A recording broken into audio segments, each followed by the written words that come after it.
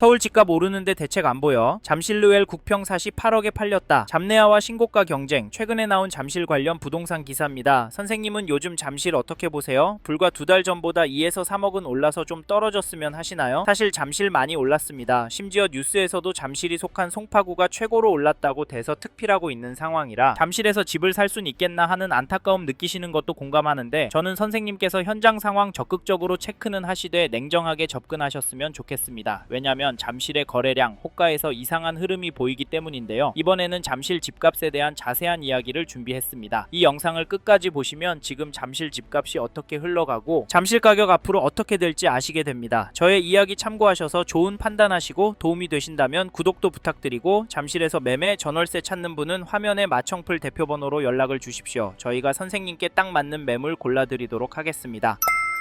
사실 이번에 잠실 집값이 하락할 수도 있고 사람들의 우려보다 덜 상승할 수도 있을 것 같습니다. 그 이유가 잠실의 수요가 분산되는 흐름도 보이기 때문입니다. 이에 대한 예를 전세 시장에서 찾을 수 있는데, 공급 부족하다고 전세 폭등할 거란 이야기 많이 들으셨을 겁니다. 근데 생각보다는 많이 오르진 않고 있는데요. 왜냐면 전세 수요자가 매매 수요로도 넘어가고 저렴한 전세까지 있는 동네로도 넘어가기 때문입니다. 잠실에서 전세 살던 분이 저렴한 남양주 덕소역 쪽으로 넘어가고 있고, 멀리는 양주 옥정신도시까지도 이사 가시고 있습니다.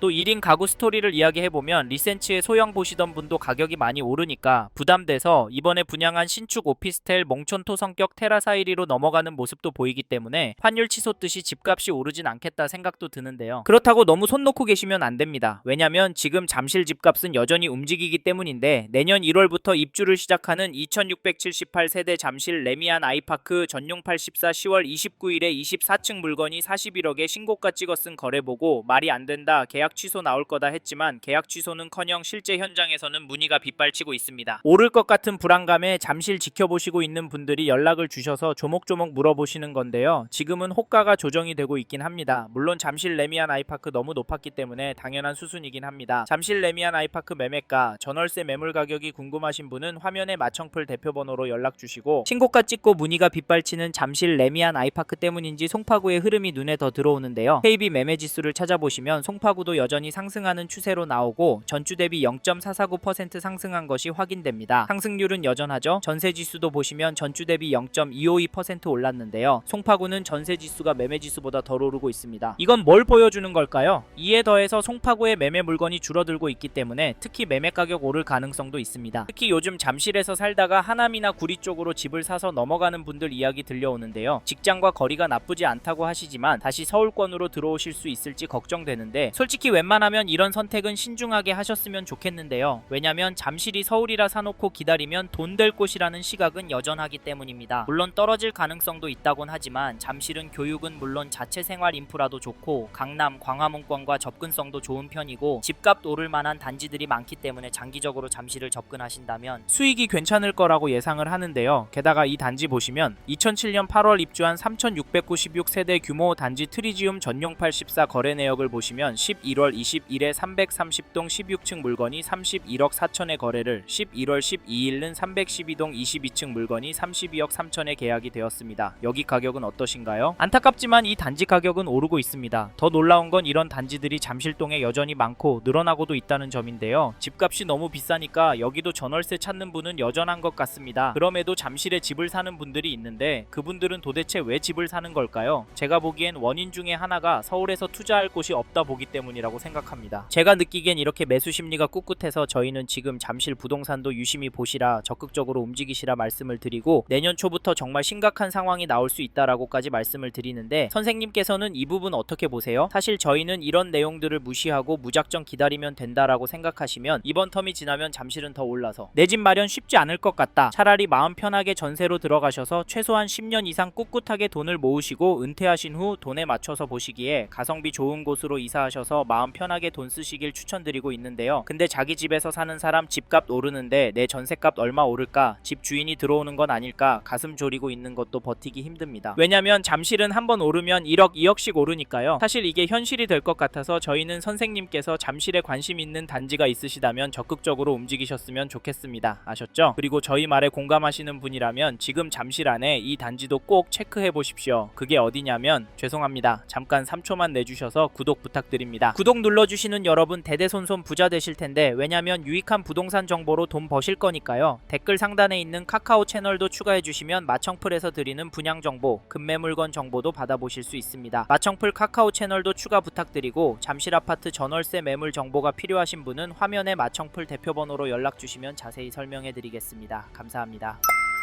2008년 7월 입주한 잠실동의 리센츠 아파트를 보시면 11월 28일에 전용 84, 201동 20층 물건이 36억에 신고가 계약이 되었습니다. 11월 19일에는 247동 21층 물건이 25억 7천에 도장을 찍었는데요. 이 단지 가격 어떻게 보십니까? 저는 오르고 있다고 보여지는데요. 사실 가격도 중요하지만 대책 발표 후 잠잠했었지만 다시 거래가 터지고 있다는 점 놓치시면 안 됩니다. 10, 15 대책 발표하면서 토허제의 규제 지역으로 묶여서 대출 금액도 많이 줄어서 잠실 아파트도 떨어질 거라고 예상했지만 잠깐 주춤하는 모습을 보이더니 되려 오르고 있습니다. 이게 팩트인데 좀 더 기다리는 게 좋을까요? 사실 저희 채널에서 다뤘던 강남구, 서초구 영상에서도 보셨듯이 윗동네는 보란듯이 신고가 나오고 있습니다. 이런 상황인데 잠실이라고 싸게 내놓을 집주인이 나올까요? 나온다고 해도 팔아서 어디로 갈까요? 서울 안에 인기단지나 상급지로 가려고 할 텐데 이런 곳들은 더 올라서 고민이 많을 겁니다. 그래서 저희는 매도세가 약해질 확률은 낮다고 봐서 여기 리세츠 아파트 잡으실 분은 지금 움직이시는 걸 추천드리고, 이 단지 전세가도 살펴보면 12월 3일에 210동 15층 물건이 12억 5천에 거래가 나왔는데요. 전세가는 확실히 오르고 있습니다. 하지만 중심축이 약간 움직이고 있지 엄청난 상승은 아니어 보이는데요. 그래도 이번 이사철 때 더 오를 것 같긴 합니다. 왜냐면 전세 매물이 부족하기 때문인데요. 현재 등록된 물건은 40개가 넘긴 합니다만 여기가 5,500세대인데 전세 물건 비율이 너무 적고 숫자는 적지만 가격대가 13억 넘는 물건들이 많아서 가격이 더 오를 것 같습니다. 참고로 현재 나와 있는 리센츠 매물 정보가 필요하신 분은 화면에 마청풀 대표번호로 연락 주십시오. 다시 돌아와 지금 매물도 적고 가격도 거래가보다 높은 상황인데 리센츠의 전세가가 떨어질 수가 있을까요? 사실 이제 수능이 끝나서 강남의 학군지부터 전세 극성수기를 맞이할 예정인데 겨울방학 시즌에 얼마나 오를지 가늠이 안 됩니다. 강남구가 큰 폭으로 오르면 시간차를 두고 잠실도 결국에 오르니까 이번에 잠실에서 전세 구할 생각하시고 계신 분이라면 서두르시길 바라겠고, 참고로 매매 호가를 살펴보니 이 단지 매매 물건은 넉넉한 편입니다. 하지만 평균 호가는 최근 거래가보다는 낮네요. 그래서 개인적으로 당분간은 최고가 거래가 나오긴 힘들 것도 같습니다. 그래도 평균가는 올라갈 수 있다고 보는데 이런 상황에서 어떻게 하는 게 좋을까요? 네, 내년부터 떨어질 거라고요? 5억은 떨어져야 맞다고요? 네, 그럴 수는 있습니다. 하지만 저희는 조금 다른 입장인데요. 사실 잠실의 경우도 규제가 있습니다. 이번에 토허제에 묶여 있어서 실거주를 해야 하고 규제 지역으로 묶여서 대출도 줄어들었습니다. 이 말은 투자금이 제법 필요하다는 말인데요. 솔직히 이래서 전세가 더 마음에 들어오는 것도 사실입니다. 크게 오르지 않는다면 가성비가 너무 좋으니까 말이죠. 그래도 저희는 잠실 들어가실 수 있는 분은 지금 놓치면 힘들 수 있다고 말씀드리고, 현장의 이야기들과 심리를 종합해보면 개인적으로 계속 오를 거라고 봅니다. 게다가 거시적인 흐름, 통화량, 인플레이션, 환율, 주택 공급까지 자산이 상승할 거라는 모습을 보이고 있습니다. 그래서 저희는 서울 잠실 아파트가 감당이 되신다면 전세보다는 매매를 더 추천을 드리고, 특히나 인기단지나 신축단지 위주로 접근하시면 좋을 것 같다는 의견을 드립니다.